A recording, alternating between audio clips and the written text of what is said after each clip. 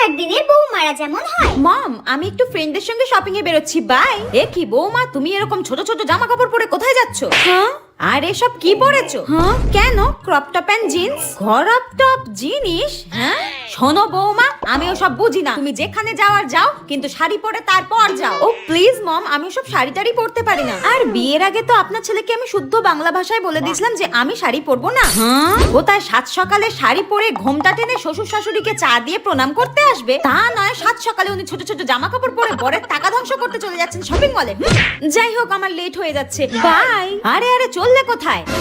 রান্না বান্নার কি হবে? রান্নার কি হবে সেটা আমি কি করে জানবো? আপনি করে নিন, নইলে কোনো কাজের লোক রেখে দিন। আমি তো আগেই বলে দিয়েছিলাম আমি সব রান্না বান্না করতে পারবো না, আমার স্কিন খারাপ হয়ে যাবে।